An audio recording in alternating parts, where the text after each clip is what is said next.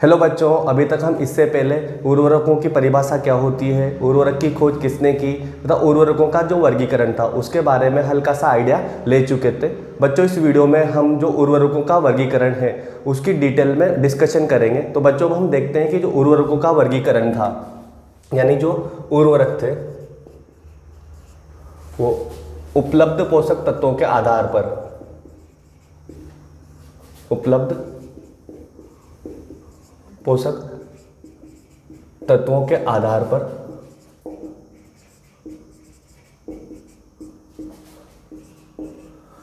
पांच प्रकार के थे। यानी किस प्रकार का पोषक तत्व उपलब्ध कराएंगे उसके आधार पर कितने भागों में बांटा था हमने इनको, 5 प्रकारों में। ठीक, तो बच्चों अब हम एक एक भाग के बारे में गहन से उसका अध्ययन करेंगे। तो हम पहला ले रहे हैं नाइट्रोजनधारी, नाइट्रोजनधारी उर्वरक यानी नाइट्रोजिनस फर्टिलाइजर। यानी बच्चों, नाइट्रोजिनस फर्टिलाइजर क्या होता है या नाइट्रोजनधारी उर्वरक क्या होते हैं? इनको हम नाइट्रोजन युक्त उर्वरक भी कह सकते हैं बच्चों। यानी ऐसे उर्वरक जो नाइट्रोजन पोषक तत्व उपलब्ध कराते हैं, नाइट्रोजन पोषक तत्व उपलब्ध कराते हैं, यानी जिनमें बच्चों जिन उर्वरकों में नाइट्रोजन मिलेगा, ठीक है, उसको हम क्या बोलेंगे, नाइट्रोजनधारी उर्वरक। अब बच्चों, ये जो नाइट्रोजनधारी उर्वरक हैं यानी नाइट्रोजिनस फर्टिलाइजर हैं, इनमें जो नाइट्रोजन मिलती है ये भी क्या मिलती है बच्चों, भिन्न भिन्न रूपों में पाई जाती है, भिन्न भिन्न रूपों में पाई जाती है। तो भिन्न भिन्न रूपों में पाए जाने की वजह से ये जो नाइट्रोजनधारी उर्वरक हैं इनको हम 4 प्रकारों में बांट सकते हैं। 4 प्रकारों में क्या कर सकते हैं बच्चों, हम इनको विभाजित कर सकते हैं। तो जो पहला प्रकार है वो होता है बच्चों कि नाइट्रोजन, इन उर्वरकों में नाइट्रोजन किस किस रूप में मिलेगी उसके आधार पर ये जो नाइट्रोजनधारी उर्वरक हैं या नाइट्रोजिनस फर्टिलाइजर हैं इनको हम 4 प्रकार में विभाजित कर सकते हैं। तो बच्चों, जो पहला प्रकार है वो है अमोनियम नाइट्रोजनधारी या नाइट्रोजन युक्त उर्वरक।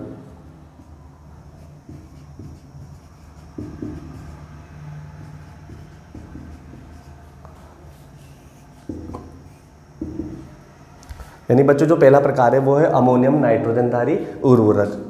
यानी ये ऐसे नाइट्रोजनधारी उर्वरक होते हैं जिनमें जो नाइट्रोजन है, ये नाइट्रोजन बच्चों किस रूप में मिलेगी, नाइट्रोजन अमोनियम आयन के रूप में मिलेगी।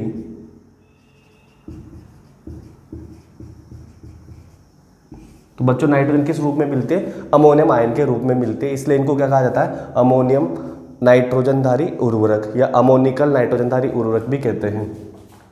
इसके बच्चों जो उदाहरण है वो है ammonium sulphate. Ammonium sulphate formula भी लिख देता हूं बच्चों जो आपको हेल्प करेगा। अमोनियम सल्फेट, इसके अंदर जो नाइट्रोजन होती है बच्चों अमोनियम सल्फेट के अंदर वो होती है 20.5%।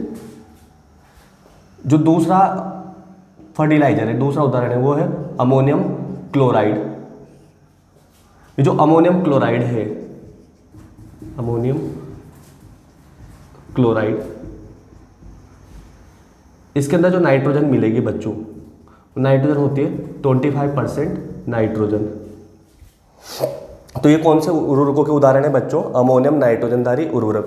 यानी यह नाइट्रोजन किस रूप में मिल रही है, अमोनियम आयन के रूप में। यानी अगर इसको आप तोड़ोगे, आयन्स में तोड़ोगे तो बच्चों क्या बनेगा, NH4+ Cl-।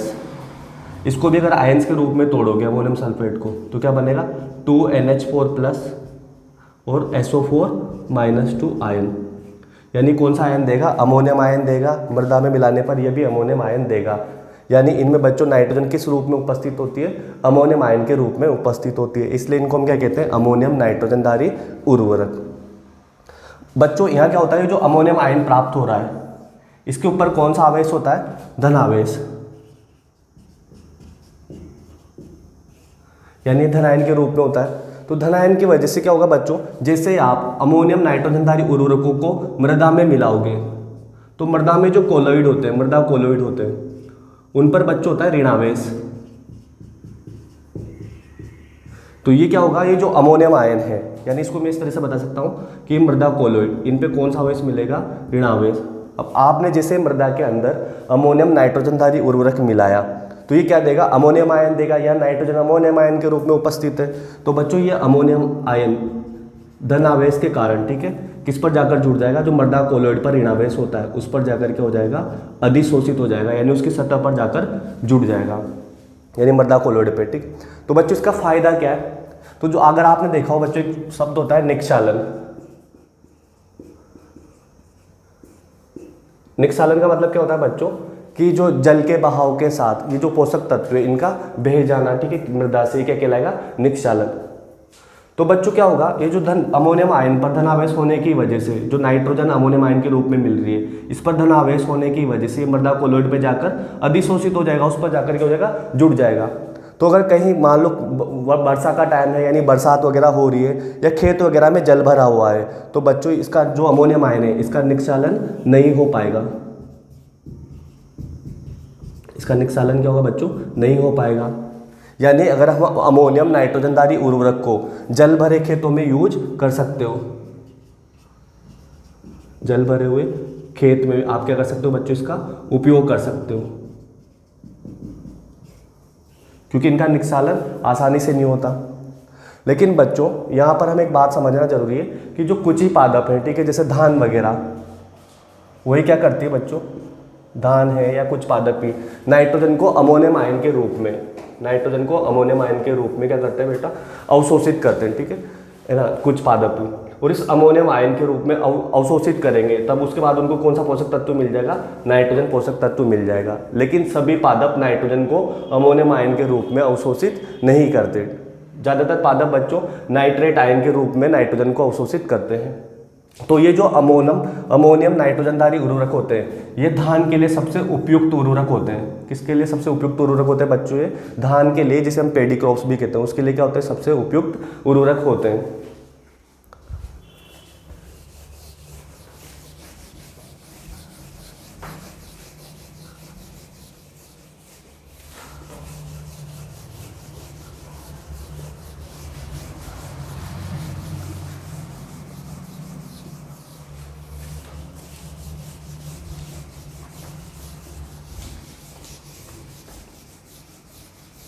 तो यहाँ से क्वेश्चन बन भी सकता है बच्चों, आपको ध्यान रखना है, नाइट्रोजन पादप को किस किस आयन के रूप में अवशोषित होती है या किस रूप में प्राप्त करते हैं। तो एक तो क्या मिला हमें, अमोनियम आयन। तो जल से भरे हुए खेतों में इनको यूज करते हैं, क्योंकि बच्चों जो धान वगैरह है, जो चावल लगाने होते हैं, उस टाइम आपको खेत में क्या भर के रखना पड़ता है, पानी भर के रखना पड़ता है। तो आपको अगर नाइट्रोजनस फर्टिलाइजर यूज करना है तो कौन सा यूज करेंगे हम, अमोनियम वाले। इसके बाद बच्चों अगर हम अमोनियम नाइट्रोजनधारी जो उर्वरक है इनको अगर मृदा में मिलाओगे आप, तो ये क्या करते हैं, मृदा पर कौन सा प्रभाव डालेंगे, अम्लीय प्रभाव डालते हैं। ये मृदा पर कौन सा प्रभाव डालेंगे, अम्लीय प्रभाव। यानी जिस भी उर्वरक में अगर आपको अमोनियम आयन दिख रहा है, केवल अमोनियम आयन दिख रहा है, तो मृदा पे कौन सा प्रभाव डालेंगे, अम्लीय प्रभाव डालेंगे। यानी ये मृदा के अंदर जो H+ आयन है उसकी सांद्रता को क्या कर देते हैं, बढ़ा देते हैं। उसके अलावा बच्चों ये जो अमोनियम नाइट्रोजनधारी उर्वरक होते हैं ये शीघ्र प्राप्त नहीं होते पौधों को।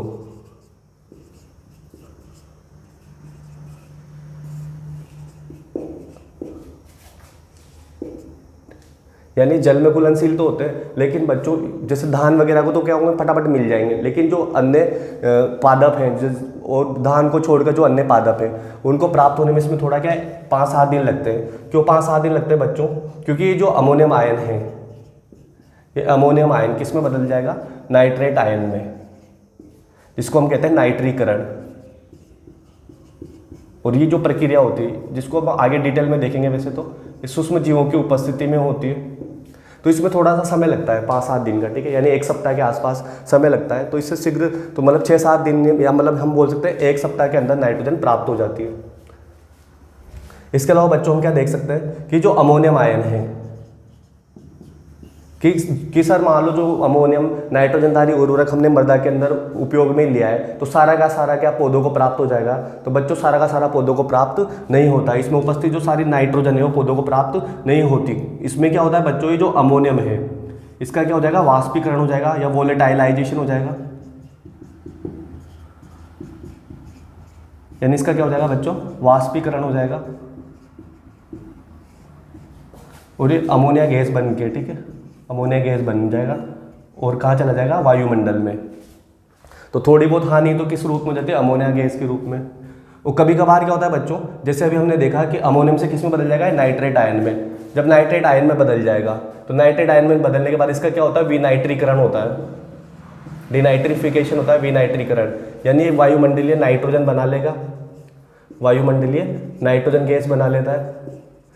कुछ बैक्टीरिया होते हैं जैसे बेसिलस वगैरह, ठीक है, वो डिनाइट्रीफाइंग बैक्टीरिया होते हैं, यानी उनको हम विनाइट्रीकरण जीवाणु भी कहते हैं। तो वो क्या कर देते हैं, जो नाइट्रेट होता है उसको किस में बदल देंगे, वायुमंडलीय नाइट्रोजन में या नाइट्रस ऑक्साइड में बदल देंगे। तो ये कहाँ चली जाएगी, हवा में चली जाती है, ठीक। तो कुछ अमोनियम आयन में उपस्थित जो नाइट्रोजन है वो वायुमंडलीय नाइट्रोजन में परिवर्तन हो जाएगी विनाइट्रीकरण के द्वारा। तो कुछ नाइट्रोजन की हानि क्या हो जाएगी, विनाइट्रीकरण के द्वारा हो जाएगी, और कुछ नाइट्रोजन की हानि किस रूप में हो जाएगी, वाष्पीकरण के द्वारा हो जाएगी। तो आप पूरा का पूरा अगर अमोनिकल नाइट्रोजनस फर्टिलाइजर यानी जो अमोनियम नाइट्रोजनधारी उर्वरक उपयोग में लोगे तो उसकी क्या हो जाती है, वाष्पीकरण द्वारा और विनाइट्रीकरण द्वारा क्या हो जाती है बच्चों, मृदा से हानि हो जाती है। तो ये तो क्या हुआ, आपका पहला प्रकार हुआ है नाइट्रोजनधारी उर्वरकों का पहला प्रकार, जिसका नाम क्या था, अमोनियम नाइट्रोजनधारी उर्वरक। अब हम दूसरा प्रकार ले रहे हैं। दूसरा प्रकार है बच्चों नाइट्रेट नाइट्रोजनधारी उर्वरक, यानी nitrate nitrogenous fertiliser, nitrate nitrogenous fertiliser. बच्चों ये क्या होते हैं, यानी यहाँ पे नाइट्रोजन किस रूप में उपस्थित होती है, नाइट्रेट आयन के रूप में। ये कौन सा आयन होता है बच्चों, नाइट्रेट आयन। इस नाइट्रेट आयन के रूप में क्या होती है, उपस्थित होती है नाइट्रोजन। तो देखो बच्चों क्या होता है, ये जो नाइट्रेट आयन है इसका मृदा पे प्रभाव कैसा होता है, क्षारीय प्रभाव होता है बच्चों। नाइट्रेट आयन का प्रभाव कैसा होता है मृदा पर, क्षारीय प्रभाव होता है, यानी किसकी सांद्रता बढ़ा देता है, OH माइनस आयन की सांद्रता बढ़ाता है मृदा के अंदर। इसके जो उदाहरण है बच्चों, इसके उदाहरण है सोडियम नाइट्रेट। तो फिर फॉर्मूला लिख रहा हूं बच्चों जो आपको हेल्प करेगा, सोडियम नाइट्रेट। इसके अंदर जो नाइट्रोजन होती है वो होती है 16% नाइट्रोजन। एक होता है कैल्शियम नाइट्रेट, इसके अंदर जो नाइट्रोजन होती है बच्चों वो होती है 15%। एक एग्जाम्पल है इसका पोटेशियम नाइट्रेट KNO3, इसके अंदर जो नाइट्रोजन होती है वो होती है 13%। जब इसको आयंस में तोड़ोगे मृदा में, जैसे इसको उपयोग में लोगे तो किस में टूट जाएगा, सोडियम आयन में और नाइट्रेट आयन में। ये किस में टूट जाएगा बच्चों, कैल्शियम आयन में और 2 नाइट्रेट 2NO3 माइनस आयन में।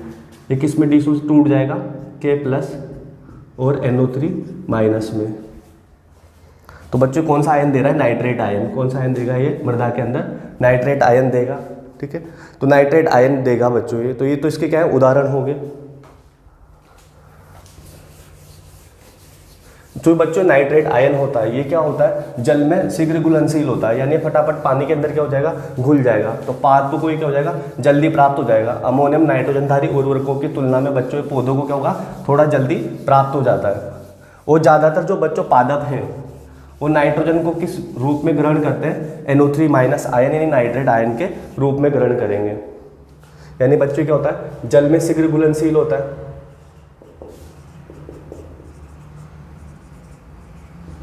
जल में शीघ्र घुलनशील होगा। तो पादपों को क्या होगा, जल्दी प्राप्त होगा या शीघ्र प्राप्त होगा,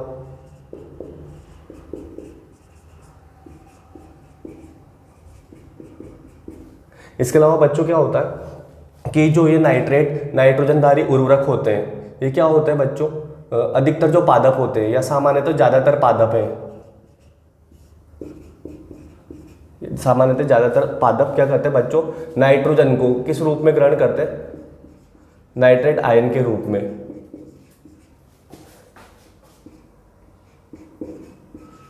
नाइट्रेट आयन के रूप में क्या करेंगे, ग्रहण करेंगे। बच्चों जो नाइट्रेट आयन है इस पर क्या होता है, ये मृदा कोलोइड पर जाकर अधिशोषित नहीं होती, यानी उस पर सतह पर जाकर नहीं जुड़ेगी। तो इसका क्या हो सकता है, निक्षालन हो जाएगा। यानी जल के साथ, अगर मान लो जल आधिक्य में है मृदा के अंदर, तो ये उसमें घुल जाएगी, और घुलने के साथ क्या होगा, और आधिक्य में अगर जल है तो उसके साथ बह जाएगी, यानी इसका क्या हो जाएगा, निक्षालन हो जाएगा। निक्षालन हो जाएगा तो यानी इसकी क्या हो जाएगी, हानि हो जाएगी नाइट्रोजन की। निक्षालन तथा किसके द्वारा, विनाइट्रीकरण द्वारा। विनाइट्रीकरण द्वारा क्या हो जाएगी बच्चों, इसकी हानि हो जाती है मृदा से। तो पादपों को क्या कम मिल पाएगी नाइट्रोजन, तो नाइट्रेट आयन क्या होगा, पानी में ज़्यादा घुलनशील होने की वजह से, अगर मान लो मृदा के अंदर जल आधिक्य में है तो आधिक्य होने की वजह से क्या हो जाएगा बच्चों, ये बह के निकल जाएगा, यानी निक्षालन इसका आसानी से हो जाएगा, और विनाइट्रीकरण द्वारा भी इसकी क्या हो जाती है, हानि हो जाती है। तो बच्चों हमें क्या करना है, ये जो नाइट्रेट उर्वरक होते हैं, यानी इनको हम जल भरे हुए खेतों में यूज नहीं करते, खेतों में उपयोग में नहीं लेना है।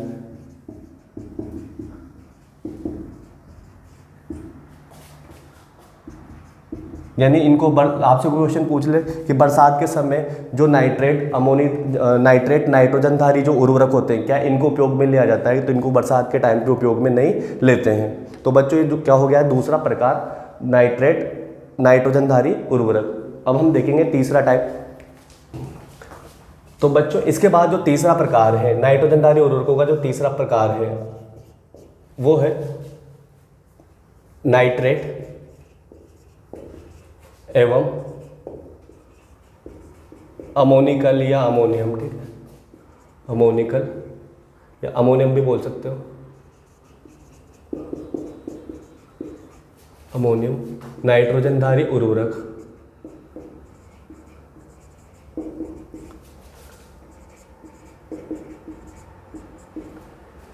यानी बच्चों इसमें जो नाइट्रोजन है वो नाइट्रोजन दोनों आयनों के रूप में मिलेगी आपको। ठीक है, यानी वो अमोनियम आयन के रूप में भी मिलेगी, यानी दोनों आयन के रूप में, अमोनियम आयन के रूप में भी मिलेगी तथा नाइट्रेट आयन, दोनों रूपों में मिलेगी।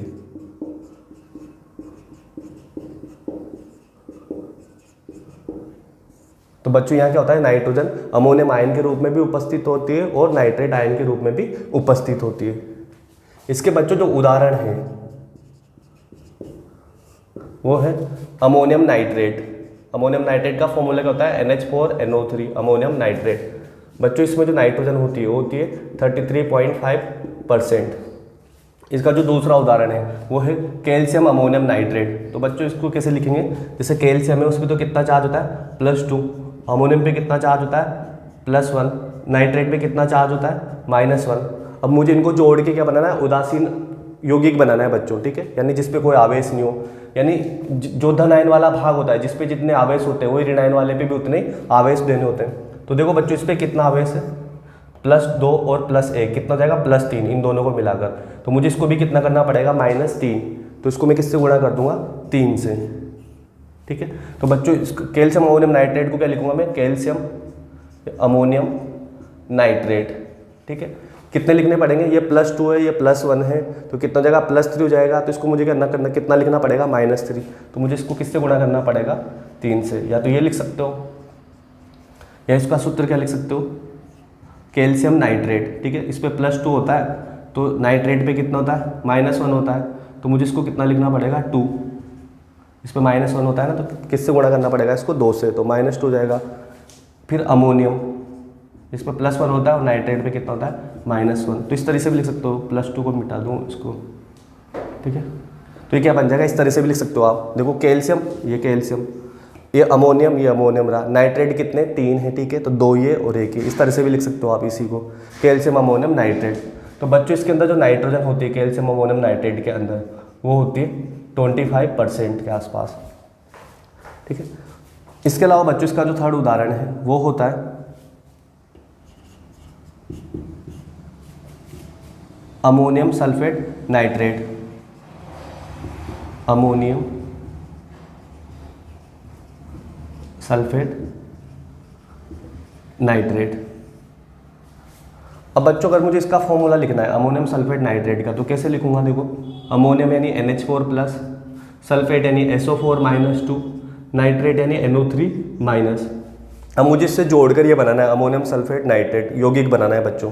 तो इसके आवेश को मुझे क्या करना पड़ेगा, संतुलित करना पड़ेगा, ठीक है। तो जैसे एक अमोनियम पे +1 है, इस पे -2 है, इस पे कितना है -1, तो इन दोनों को जोड़ के कितना होता है -3, तो इसको भी मुझे कितना करना पड़ेगा, +3 करना पड़ेगा। तो एक पे +1 है मान लो, तो कितने लेने पड़ेंगे मुझे, 3 लेने पड़ेंगे, ठीक है। तो इसका सूत्र क्या बनेगा, तो इसको ऐसा लिख दूँ 3, ठीक है, सल्फेट और ये नाइट्रेट। या फिर इसको आप क्या लिख सकते हो इस तरीके से कि देखो एक सल्फेट में -2 है, तो 2 अमोनियम तो मुझे इसके साथ जोड़ने पड़ेंगे, और इस पे एक -1 है, तो एक अमोनियम इसके साथ जोड़ना पड़ेगा। तो यानी इस तरह से भी बना सकते हो आप, 2 तो इसके साथ और एक किसके साथ, इसके साथ, इस तरीके से भी लिख सकते हो। और इसके अंदर बच्चों जो नाइट्रोजन होती है वो होती है 26% नाइट्रोजन। बच्चों जो हमने जो तीसरा प्रकार देखा था नाइट्रोजनधारी उर्वरकों का, जिसका नाम था अमोनिकल तथा जो नाइट्रेट नाइट्रोजनधारी उर्वरक, ये क्या होता है बच्चों, इनका जो मृदा पर प्रभाव होता है वो क्या होता है, वो जो अमोनियम वाले फर्टिलाइजर थे, यानी जो अमोनिकल उर्वरक थे, और जो नाइट्रेट उर्वरक थे, इनके मध्य मिलता है इसका प्रभाव। यानी बच्चों ये जो अमोनिकल उर्वरक थे इनसे तो कम अम्लीय होते हैं, ठीक है, और नाइट्रेट उर्वरक तो कैसे होते हैं, क्षारीय होते हैं, तो इनके मध्य इनका मृदा का प्रभाव मिलेगा, मृदा पर प्रभाव मिलेगा, ठीक है। बच्चों इसके अलावा जो चौथा प्रकार है, ठीक है, नाइट्रोजनधारी उर्वरकों का जो चौथा प्रकार है वो होता है एमाइड उर्वरक, एमाइड उर्वरक।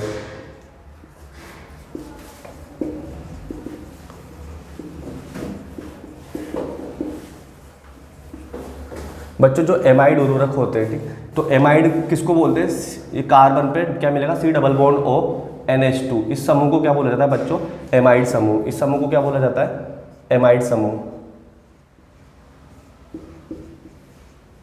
इसको क्या बोलेंगे, एमाइड समूह। तो बच्चों ऐसे उर्वरक जिनमें नाइट्रोजन, नाइट्रोजन किस रूप में होती है, एमाइड के रूप में, एमाइड के रूप में। तो यानी बच्चों ऐसे नाइट्रोजनधारी उर्वरक जिनमें नाइट्रोजन एमाइड के रूप में उपस्थित होती है, एमाइड उर्वरक कहलाएंगे, एमाइड नाइट्रोजनधारी उर्वरक कहलाएंगे। और एमाइड क्या होता है बच्चों, ये होता है C+O NH2, या इसको इस तरीके से भी लिख सकते हो CONH2। इस समूह को क्या कहा जाता है, एमाइड समूह।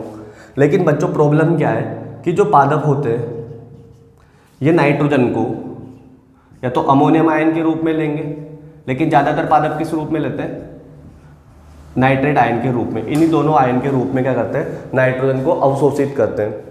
पादप बच्चों कभी भी, पादप नाइट्रोजन को, ये जो एमाइड है, ठीक है, एमाइड के रूप में ग्रहण नहीं करते बच्चों।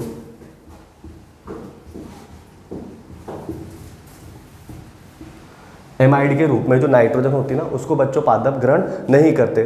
तो फिर इसका फायदा क्या है, ठीक है। तो यानी बच्चों क्या होता है, जैसे इसके उदाहरण है, अमाइड उर्वरक के उदाहरण है बच्चों यूरिया। यूरिया का जो रासायनिक सूत्र है बच्चों वो होता है NH2 C+O NH2। इसके अंदर जो नाइट्रोजन मिलती है वो होती है 46% नाइट्रोजन। बच्चों इसका जो दूसरा उदाहरण है वो है कैल्शियम साइनेमाइड। इसका जो फॉर्मूला होता है वो होता है CaCN2, कैल्शियम साइनेमाइड। तो बच्चों यहाँ ये जो यूरिया होता है इसका प्रभाव होता है मृदा में अम्लीय, जबकि ये जो कैल्शियम साइनेमाइड है इसका मृदा पर प्रभाव होता है क्षारीय। तो बच्चों इनमें जो नाइट्रोजन है वो किस रूप में मिलते हैं, दोनों में अमाइड के रूप में, ठीक है। इसकी हम बाद में बात करेंगे बच्चों भी, तो अमाइड के रूप में मिलेगी। अब पौधे तो नाइट्रोजन को अमाइड के रूप में ग्रहण करते ही नहीं है, तो फिर क्या होगा बच्चों, तो जो मृदा के अंदर सूक्ष्म जीव होते हैं तो इनमें जो अमाइड ग्रुप उपस्थित है इसको क्या कर देते हैं बच्चों, ये अमोनियम में परिवर्तित कर देते हैं, ठीक है। तो इसमें थोड़ा समय लगता है बच्चों पादप को ग्रहण करने में। इसमें जो कैल्शियम साइनेमाइड है इसके अंदर जो नाइट्रोजन होती है वो होती है बच्चों 21% नाइट्रोजन, 21% क्या मिलती है इसके अंदर, नाइट्रोजन मिलती है। तो यहाँ थोड़ी सी बात कर लेते हैं, वैसे तो यूरिया को हम आगे डिटेल में पढ़ेंगे बच्चों।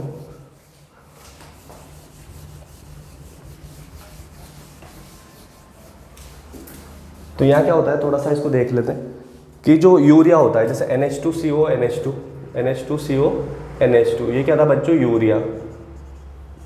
तो जो सूक्ष्म जीवाणु है मृदा के अंदर क्या होते हैं, जो सूक्ष्म जीव होते हैं, ठीक है, और जैसे इसको आप मृदा में मिलाओगे तो ये जल के संपर्क में आने पर, ठीक है, जल के संपर्क में आने पर किस में बदल जाता है बच्चों, ये अमोनियम कार्बोनेट में बदल जाता है, अमोनियम कार्बोनेट में।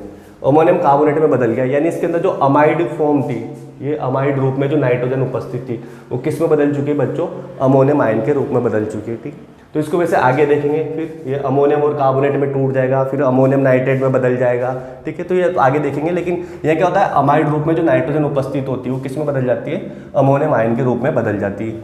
इसी तरीके से बच्चों क्या होता है, जो कैल्शियम, इसको कौन बदल चेंज कर रहा है, सूक्ष्म जीव, ठीक है। एक सूक्ष्म जीव एंजाइम सिक्रेट करते हैं, एंजाइम स्त्रवित करते हैं, जिसका नाम है यूरेज एंजाइम। इस यूरेज एंजाइम की उपस्थिति में होता है सब कुछ। ऐसे बच्चों जो कैल्शियम साइनाइड है, साइनेमाइड है सॉरी, तो जो कैल्शियम साइनेमाइड है, ठीक है, जिसका प्रभाव मृदा पे कैसा होता है, क्षारीय, तो इसका निर्माण कैसे किया जाता है, जो कैल्शियम कार्बाइड होता है, इसको क्या बोलेंगे बच्चों, कैल्शियम कार्बाइड। जब इसकी अभिक्रिया उच्च तापमान में किससे कराई जाए, नाइट्रोजन से, तो बच्चों किस में बदल जाएगा, कैल्शियम साइनेमाइड में बदल जाएगा, और यहाँ से कैल्शियम साइनेमाइड में बदल जाएगा, ठीक है, और यहाँ से क्या निकल, साथ में कार्बन। तो बच्चों क्या होगा, जब ये कैल्शियम किस में बदल गया, कैल्शियम साइनेमाइड में। लेकिन बच्चों यहाँ प्रॉब्लम क्या है, यहाँ अमाइड फॉर्म में नहीं है नाइट्रोजन, लेकिन फिर भी इसको अमाइड के अंदर क्यों पड़ रही है, इस उर्वरक में, इस उर्वरक को। तो यहाँ क्या होता है बच्चों कि जैसे ही कैल्शियम साइनेमाइड को आप मृदा में मिलाओगे तो ये किसके कांटेक्ट में आएगा, जल के कांटेक्ट में आएगा, जल के संपर्क में आएगा। जल के संपर्क में आते ही बच्चों ये बदल जाता है यूरिया के अंदर। तो और यूरिया में नाइट्रोजन किस रूप में होती है, अमाइड के रूप में। तो इसकी दो तरह से अभिक्रिया होती है, तो हम वो एक देख रहे हैं जिससे आपको समझ में आ जाए। तो कैल्शियम साइनेमाइड जैसे ही जल के संपर्क में आएगा मृदा के अंदर, वो यूरिया में बदल जाएगा, और यूरिया फिर जैसे वही यूरिया भी जल के संपर्क में आएगा तो किस में बदल जाता है, अमोनियम कार्बोनेट में, अमोनियम कार्बोनेट में बदल जाएगा। अमोनियम कार्बोनेट में बदल गया, यानी ये जो नाइट्रोजन उपस्थिति इनके अंदर वो अमाइड से होती हुई किस में बदल गई, अमोनियम आयन के रूप में बदल चुकी है। फिर अमोनियम आयन से बाद में नाइट्रेट आयन के रूप में बदल जाएगी, जिसको नाइट्रीकरण कहेंगे, ठीक है। तो उसको तो हम आगे अभिक्रियाओं में देखेंगे। तो इस तरह से इसमें अभिक्रियाएं चलती है। तो ये तो क्या हुआ बच्चों, चारों प्रकार हो गए नाइट्रोजनधारी उर्वरकों के। पहला प्रकार हमने क्या देखा, अमोनिकल नाइट्रोजनधारी उर्वरक। दूसरा हमने देखा नाइट्रेट नाइट्रोजनधारी उर्वरक। तीसरा प्रकार हमने क्या देखा, अमोनिकल तथा नाइट्रेट नाइट्रोजनधारी उर्वरक। और चौथा हमने क्या देखा, एमाइड उर्वरक। इसके बाद बच्चों अब हम बात कर रहे हैं जो उर्वरकों का दूसरा प्रकार था। बच्चों अभी तो हमने पहले प्रकार के बारे में देखा, नाइट्रोजन युक्त उर्वरकों के बारे में। जो दूसरा प्रकार है वो है पोटेशिक उर्वरक, यानी पोटेशियम युक्त उर्वरक। इनमें जो ये उर्वरक क्या प्राप्त बच्चों, इन उर्वरकों में से हमें मृदा को क्या प्राप्त होता है, पोटेशियम प्राप्त होता है, ठीक। यानी इनके अंदर क्या होगा, पोटेशियम मिलेगा इन उर्वरकों के अंदर। पोटेशियम पोषक तत्वों की उपलब्धता उपलब्ध कराएंगे ये, तो इनको क्या बोलेंगे, पोटेशिक उर्वरक। ये पोटेशिक उर्वरक बच्चों दो प्रकार के होते हैं। ये पोटेशिक उर्वरक कितने प्रकार के होते हैं, दो प्रकार के। इनका जो पहला प्रकार है वो होता है बच्चों क्लोराइड युक्त पोटेशिक उर्वरक, पोटेशिक उर्वरक। इनका जो दूसरा प्रकार है बच्चों वो होता है क्लोराइड रहित, या क्लोराइड विहीन भी बोल सकते हो, क्लोराइड रहित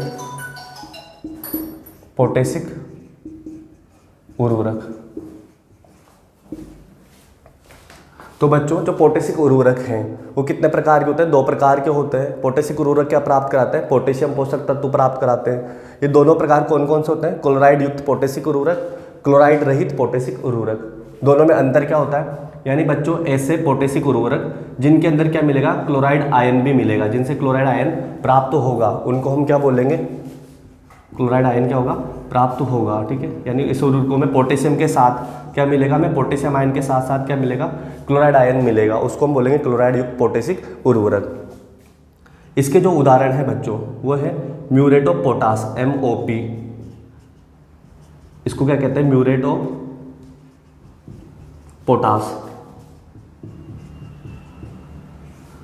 इसका जो सूत्र होता है बच्चों, रासायनिक सूत्र होता है KCl, यानी इसको हम बोलते हैं पोटेशियम क्लोराइड। तो इसके अंदर पोटास भी है यानी पोटेशियम भी है और क्लोराइड भी है। इसके अंदर जो पोटेशियम मिलेगा बच्चों वो होता है 60%। बच्चों ये जो होता है ये फर्टिलाइजर कैसा होता है, सस्ता होता है। तो भारत में क्या होता है बच्चों, जो पोटेशिक फर्टिलाइजर सबसे ज़्यादा यूज किया जाता है, उपयोग में लिया जाता है, वो कौन सा होता है, म्यूरेट ऑफ पोटास। लगभग कितना प्रतिशत, 60%, लगभग 60% जो पोटेशिक उर्वरक होता है, पोटेशिक उर्वरक होता है वो किस रूप में लिया जाता है बच्चों, म्यूरेट ऑफ पोटास के रूप में MOP, और ये सस्ता भी होता है। इसके अलावा बच्चों क्या होता है, दूसरा जो प्रकार है वो है क्लोराइड रहित पोटेशिक उर्वरक, यानी ऐसे उर्वरक जो पोटेशियम आयन, पोटेशियम ठीक है, तो वो तो प्राप्त करेंगे, पोटेशियम पोषक तत्व तो देंगे, लेकिन जो क्लोराइड आयन नहीं देंगे, यानी जिनमें क्लोरीन नहीं मिलेगा, उसको हम क्या बोलेंगे, क्लोराइड रहित पोटेशिक उर्वरक। इसके जो उदाहरण है बच्चों, इसके जो उदाहरण है वो है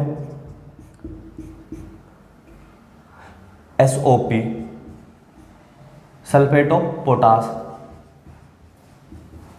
सल्फेट ऑफ पोटास। इसका जो रासायनिक सूत्र होता है बच्चों होता है K2SO4। इसके अंदर जो पोटेशियम होगी वो पोटेशियम होता है बच्चों, इसके अंदर पोटेशियम मिलेगा 48 से 52% के आसपास। इसका जो दूसरा उदाहरण है बच्चों वो है, दूसरी चीज़ बच्चों ये महंगा होता है, ठीक है, ये कैसा होता है, महंगा होता है तो कम उपयोग में लिया जाता है। इसका जो दूसरा उदाहरण है वो है पोटेशियम नाइट्रेट, यानी KNO3, पोटेशियम नाइट्रेट। इसके अंदर जो पोटेशियम मिलेगा वो होता है 44%। बच्चों ये कैसा उर्वरक है, इससे देखो पोटेशियम भी मिल रहा है, साथ में क्या मिल रहा है, इससे नाइट्रोजन भी मिल रहा है। तो ये कैसा उर्वरक होता है, यौगिक उर्वरक, यानी कंपाउंड फर्टिलाइजर, यानी 2 पोषक तत्व प्राप्त करता है। यानी इससे 44% तो क्या मिलता है, पोटास मिलता है, ठीक है, और जो 30% है इससे 13% क्या मिलता है, इससे नाइट्रोजन। इसके अलावा बच्चों इसका जो लास्ट एग्जाम्पल है वो होता है potassium carbonate, K2CO3, potassium carbonate. इसके अंदर जो पोटास होगा K2O होता है, वो बच्चों मिलता है 65% के आसपास। तो बच्चों ये कौन सा प्रकार हो गया आपका, पोटेशिक उर्वरकों का के प्रकार हो गए बच्चों। इसके बाद बच्चों जो उर्वरकों का तीसरा प्रकार है वो है फॉस्फेटिक उर्वरक, फॉस्फेटिक उर्वरक, यानी इन उर्वरकों से, ठीक है, क्या प्राप्त होगा बच्चों, फॉस्फोरस पोषक तत्व प्राप्त होगा। अब बच्चों इनको समझने के लिए पहले आपको कुछ चीज़ समझनी पड़ेगी, ठीक है। एक होता है फॉस्फोरिक एसिड, फॉस्फोरिक एसिड यानी फॉस्फोरिक अम्ल, जिसका रासायनिक सूत्र होता है बच्चों H3PO4। इसकी संरचना जो होती है बच्चों वो कैसी होती है, देखो ये उदासीन बनाया हमने, ठीक है, यानी इस पर कोई आवेश नहीं है, ठीक है, उदासीन, यानी जितना धन आवेश है उतना ही क्या है, ऋणावेश है, ठीक है, जितना धन आवेश है उतना क्या है, ऋणावेश है, ठीक है। जैसे इसकी संरचना समझते हैं बच्चों, तो पहले मैंने लिखा फॉस्फोरस, ठीक है, कितने ऑक्सीजन है, 4, 1 2 3, और ये क्या बना दिया, 4। कितना हाइड्रोजन है बच्चों, 3, ठीक है। तो जो ऑक्सीजन की संयोजकता होती है बच्चों, कितनी होती है ऑक्सीजन की संयोजकता, -2 होती है। हाइड्रोजन की कितनी होती है, +1 होती है, ठीक है। तो इससे हम फास्फोरस की पता कर लेंगे, वैसे तो प्लस, ठीक है। तो यहाँ देखो इससे क्या जुड़ा हुआ है, एक हाइड्रोजन ये जोड़ दिया, एक हाइड्रोजन ये जोड़ दिया, एक हाइड्रोजन ये जोड़ दिया, और 3 जोड़ने था, 3 जोड़ गए, ठीक है। अब देखो एक संयोजकता तो जोड़ दी, एक संयोजकता मतलब है कितने बंध बना रहा है वो, ठीक है। तो एक बंध ये बना दिया, एक बंध ये बना दिया, एक बंध ये बना दिया, यानी इस ऑक्सीजन के 2 बंध हो गए, एक फॉस्फोरस के साथ, एक हाइड्रोजन के साथ। ऐसे इस ऑक्सीजन का एक बंध फास्फोरस के साथ हो गया, एक हाइड्रोजन के साथ। ऐसे इस ऑक्सीजन का एक बंध फास्फोरस के साथ और एक हाइड्रोजन के साथ हो गया। अब इस ऑक्सीजन कितने बंध बनाएगी बच्चों, ये 2 बॉन्ड बनाएगी, ठीक है। तो ये बना दिया, ठीक। तो इस पे कितना है, +1, इस पे भी कितना है, +1, इस पे कितना है, +1, ठीक है। तो यानी ये जो H3 है इस पे कुल आवेश कितना है, +3।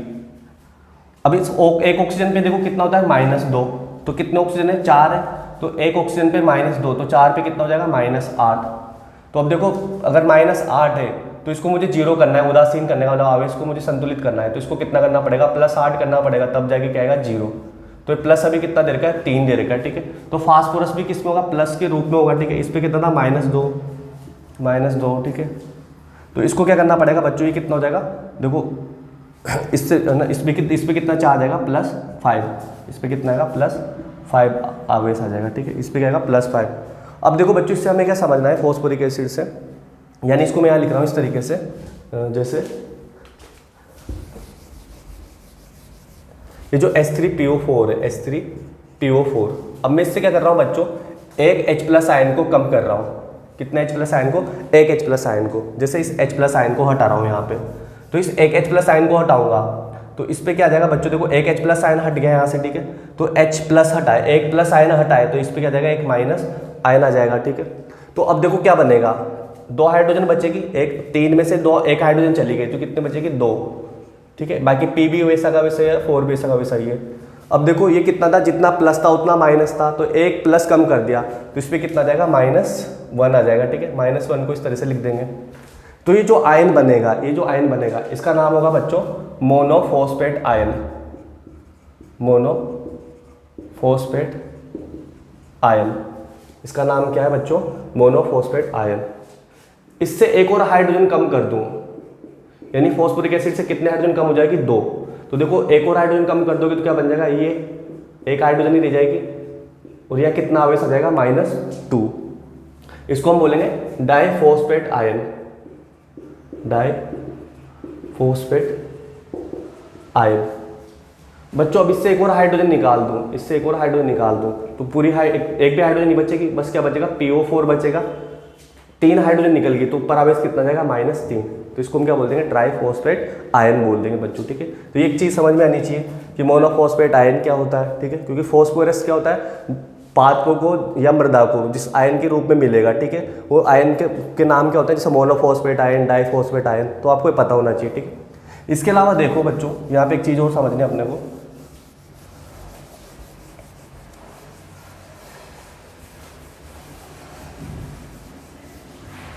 कि अगर मैं ये जो आयन है बनाए मैंने फॉस्फोरस की क्या बनाया मैंने, फॉस्फोरिक एसिड से क्या बनाया बच्चों, आयन बनाया, monophosphate ion, diphosphate ion, triphosphate ion, ठीक है। तो अब मुझे इनसे क्या जोड़ना है, कैल्शियम जोड़ना है। जैसे कैल्शियम पे कितना आवेश होता है +2, अब मुझे इससे जोड़ना है पहले, ठीक है। इसको किससे जोड़ना है, मोनोफॉस्फेट आयन से जोड़ना है। तो देखो क्या बनेगा, जब इसको मैं इससे जोड़ूंगा मोनो कैल्शियम फॉस्फेट आयन से, तो इस एक कैल्शियम पे कितना होता है आवेश +2 होगा, और मोनोफॉस्फेट आयन पे कितना आवेश होता है -1। तो मुझे इन दोनों को बैलेंस करना है, संतुलित करना है, तो मुझे कितने लेने पड़ेंगे, 2 लेने पड़ेंगे। तो H2PO4 ब्रैकेट के बाहर क्या जाएगा 2, तो इसको मैं बोलूँगा बच्चों कैल्शियम मोनोफॉस्फेट या मोनो कैल्शियम फॉस्फेट बोलूँगा, ठीक है। अब अगर इस कैल्शियम को मैं इसके साथ जोड़ूँ डाइफॉस्फेट आयन के साथ, क्या बन इसको तो हमने क्या बोला मोनो कैल्शियम फॉस्फेट, क्योंकि बच्चों आगे जाके ये इस चैप्टर में बहुत सारी जगह काम आएंगे उस शब्द कि मोनो कैल्शियम फॉस्फेट, ठीक है। तो हम इसको समझ रहे हैं कि किस तरह से बनता है, क्या चीज़ है। अब अगर हम कैल्शियम को किसके साथ जोड़ रहे हैं, डाइफॉस्फेट आयन के साथ, तो देखो इस अकेले पे कितना आवेश है +2 और इस पे भी कितना आवेश है -2, तो ये तो संतुलित हो रहा है। तो इससे क्या बन जाएगा, तो डायरेक्ट लिख दें, जैसे ये तो +2 था, इसे इसको लिखोगे तो भी क्या आ जाएगा इस पर -2, तो हमें चार्ज लिखने की जरूरत नहीं, संतुलित हो जाएगा ये तो, ठीक है। तो यानी क्या बन जाएगा, यानी कैल्शियम को सीधा जोड़ दे इससे, ये बन जाएगा। इसको बोलेंगे बच्चों die calcium phosphate, calcium dicalcium phosphate, यानी यहाँ 2 कैल्शियम नहीं है बच्चों, ध्यान रखना, ठीक है। डाइफॉस्फेट आयन से बना है कैल्शियम जोड़ के, डाइकैल्शियम फॉस्फेट, ठीक है। अब अगर हम क्या करें बच्चों, इस कैल्शियम आयन को किससे जोड़ दें, इस वाले आयन से जोड़े, इस वाले आयन से जोड़े, तो देखो इस पे कितना है -3 आवेश है और उस कैल्शियम पे कितना है +2 आवेश है। अब इन दोनों को संतुलित करना है, संतुलित करना होगा तो बच्चों कैसे करें, इनको बराबर कैसे कर सकते हैं अपन, जैसे ये तो कैल्शियम पे कितना है +2 और फॉस्फेट आयन पे कितना है -3, कैसे बैलेंस कर सकते हैं, ठीक है। तो एक तरीका तो होता है बच्चों, इसको एक और तरीका होता है इनको समझने का कि जो 2 है इसको तो इसके नीचे लिख दो और 3 को कहाँ लिख दो, इसके नीचे लिख दो, ठीक है। तो जैसे क्या बनेगा CA3 और PO4 क्या जाएगा 2 आ जाएगा, ठीक है। या फिर जैसे हम समझ लेते हैं, ठीक है, जैसे एक कैल्शियम पे +2, तो इसको अगर मैं 3 से गुणा कर दूं तो कितना हो जाएगा बच्चों, ये +6 हो जाएगा। और इसको मैं 2 से गुणा कर दूं तो ये कितना हो जाएगा -6 हो जाएगा। तो +6 और -6 क्या हो जाएगा, संतुलित हो जाएगा। यानी एक कैल्शियम पे +2, ठीक है। तो 3 से गुणा करते हैं, ये देखो 3 से गुणा करते हैं +6 हो जाएगा। एक फॉस्फेट पे -3 था, ठीक है, तो इसको मैंने 2 से गुणा कर दिया तो -6 हो जाएगा। या फिर जैसे जिसको समझ में नहीं आया, ठीक है, तो ऐसे भी कर सकते हो, इसकी पावर को इधर नीचे लिख देते हैं, इसकी पावर को इधर नीचे लिख देते हैं, तो ये भी बन जाएगा। जैसे यहाँ बनाते हैं, अगर मान लो हम कैल्शियम के नीचे देखो पावर कैंसिल हो जाती तो सेम आ जाता, ये 2 कहाँ आ जाता है इसके नीचे, जैसे ये, और इसका 1 कहाँ आता है इसके नीचे। तो कैसे भी बना सकते हो आप इस तरीके से। तो ये मोनो कैल्शियम फॉस्फेट होगा, डाई कैल्शियम फॉस्फेट होगा, इसको हम बोलेंगे try calcium phosphate, try calcium phosphate. तो बच्चों आपको मोनोफॉस्फेट आयन क्या होता है, डाइफॉस्फेट आयन क्या होता है, ठीक है, ट्राइफॉस्फेट आयन क्या होता है, मोनोकैल्शियम फॉस्फेट क्या होगा, डाइकैल्शियम फॉस्फेट क्या होगा, ट्राइकैल्शियम फॉस्फेट क्या होगा। अगर ये पता है तो आपको ये फॉस्फेटिक उर्वरक आसानी से समझ में आ जाएगा। अब बच्चों हम तीसरा देख रहे थे फॉस्फेटिक उर्वरक, यानी ऐसे उर्वरक जो मृदा में फॉस्फोरस आयन उपलब्ध कराते हैं या जिनके अंदर फॉस्फोरस आयन या फॉस्फोरस पोषक तत्व मिलता है, क्या कहलाएंगे, फॉस्फेटिक उर्वरक। बच्चों जो फॉस्फेटिक उर्वरक हैं ये क्या होते हैं, 3 प्रकार के होते हैं। ये 3 प्रकार के होते हैं। जो पहला प्रकार है बच्चों वो होता है, जैसे तीनों को एक साथ लिख देते हैं, जल विलेय फॉस्फेटिक उर्वरक, जल विलेय फॉस्फेटिक उर्वरक। जो दूसरा प्रकार है बच्चों वो होता है सिट्रिक अम्ल या सिट्रेट विलेय, विलेय का मतलब घुलनशील, विलेय फॉस्फेटिक उर्वरक, फॉस्फेटिक उर्वरक। जो तीसरा प्रकार होता है बच्चों वो होता है जल तथा सिट्रिक अम्ल या फिर सिट्रेट। सिट्रिक अम्ल या सिट्रेट क्या होता है इसकी बात करेंगे। सिट्रेट अविलेय, अविलेय या अघुलनशील फॉस्फेटिक उर्वरक, फॉस्फेटिक उर्वरक। यानी ऐसे फॉस्फेटिक उर्वरक जो क्या होते हैं बच्चों, जल में घुलनशील, जल में घुलनशील हो या जल में विलेय हो, क्या कहलाएंगे, जल विलेय फॉस्फेटिक उर्वरक कहलाएंगे बच्चों। दूसरी चीज जो आपको यहाँ ध्यान रखनी है बच्चों, क्या याद रखना है कि इनके अंदर जो फॉस्फोरस होता है वो किस आयन के रूप में मिलता है, मोनोफॉस्फेट आयन के रूप में, यानी H2PO4- आयन के रूप में मिलेगा, आयन के रूप में। ये उर्वरक है बच्चों, ये उर्वरक मिलते हैं मोनो कैल्शियम फॉस्फेट के रूप में, मोनो कैल्शियम फॉस्फेट के रूप में। ये उर्वरक किस रूप में मिलते हैं बच्चों, मोनो कैल्शियम फॉस्फेट के रूप में। मोनो कैल्शियम फॉस्फेट का मतलब क्या बताता है, ये CaH2PO4, ये था मोनोफॉस्फेट आयन, इस पे क्या जोड़ोगे कैल्शियम, तो ये बन जाएगा आपका मोनो कैल्शियम फॉस्फेट के रूप में। यानी इस तरीके से मिलेंगे बच्चों ये आपको। वो जल में क्या होते हैं, घुलनशील होते हैं। इनके जो उदाहरण हैं वो होता है single super phosphate. Single super phosphate किसका उदाहरण, इसका उदाहरण, इसमें होता है 16% फास्फोरस। इसका दूसरा उदाहरण है ट्रिपल सुपर फॉस्फेट, इसमें मिलती है 40 से 42% फास्फोरस, ट्रिपल सुपर फॉस्फेट। इसका जो नेक्स्ट उदाहरण है वो होता है mono ammonium phosphate, MAP, mono ammonium phosphate. इसके अंदर बच्चों 11% तो क्या मिलती है, नाइट्रोजन, और जो इसके अंदर 48% क्या मिलता है, 48% मिलता है इसके अंदर P2O5। एक होता है बच्चों DAP, डाई अमोनियम फॉस्फेट, इसके अंदर मिलता है बच्चों 18% तो नाइट्रोजन मिलेगी और 46% क्या मिलता है इसके अंदर, फॉस्फोरस। तो ये तो क्या हुआ बच्चों आपका जल विलेय फॉस्फेटिक उर्वरक।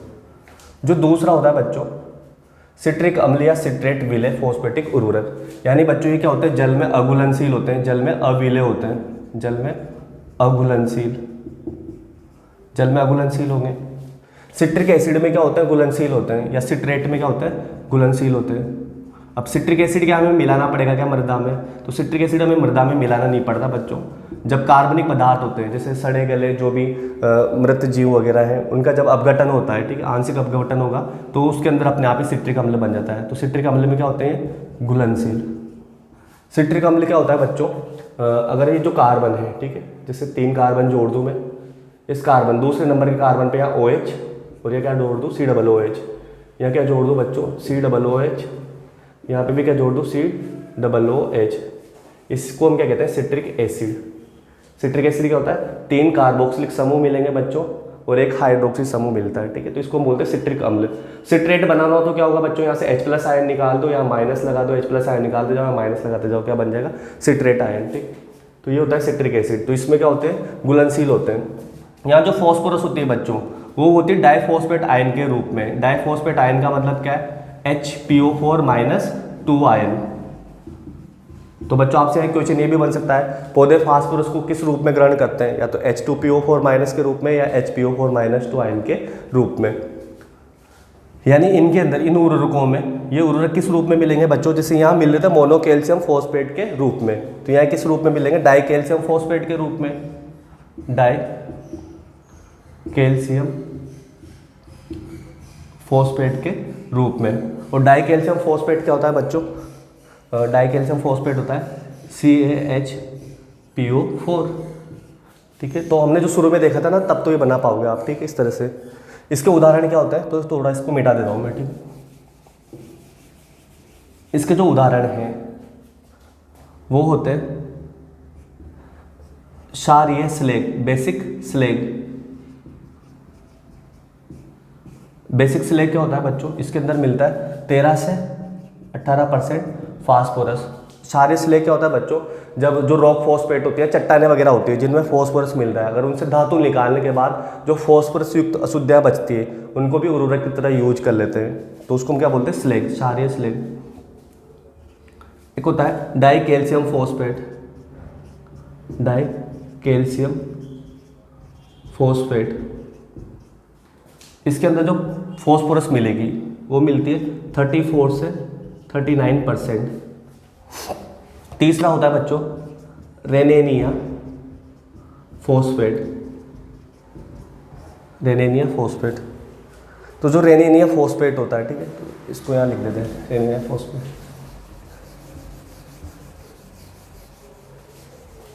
जो रेनेनिया फॉस्फेट होता है, रेनेनिया फॉस्फेट, ये क्या चीज़ होती है बच्चों, जो रॉक फॉस्फेट होती है, रॉक फॉस्फेट,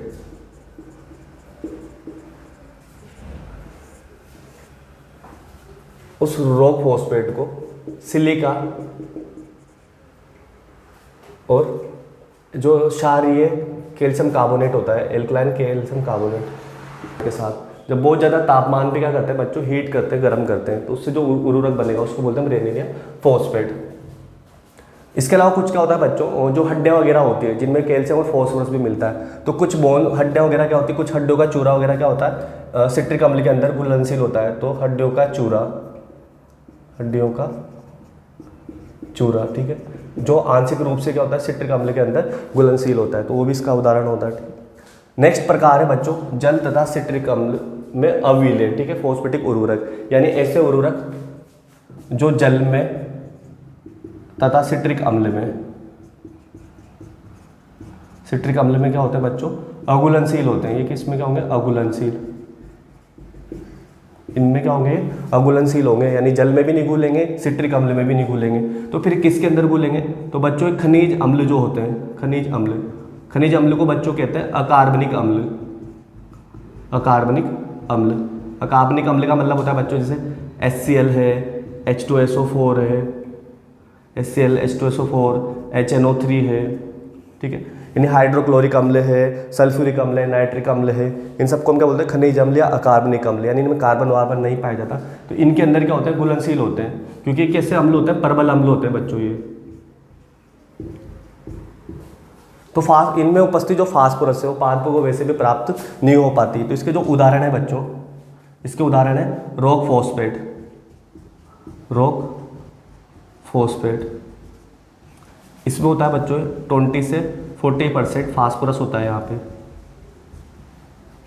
इसके भी दो उदाहरण होते हैं, रॉक फॉस्फेट। ये जो रॉक फॉस्फेट मिलती है, ठीक है, कहाँ मिलता है? या तो उदयपुर रॉक फॉस्फेट, उदयपुर में। एक होता है मसूरी।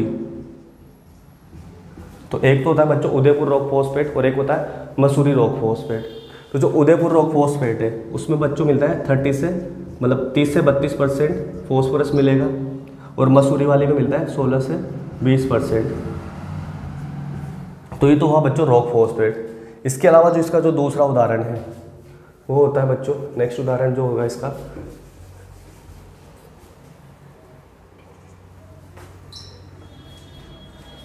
वो होता है हड्डियों का चूरा।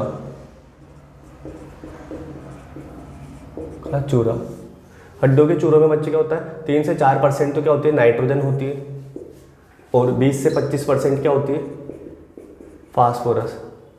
इसके अलावा लास्ट उदाहरण इसका बच्चों वाष्पित हड्डियों का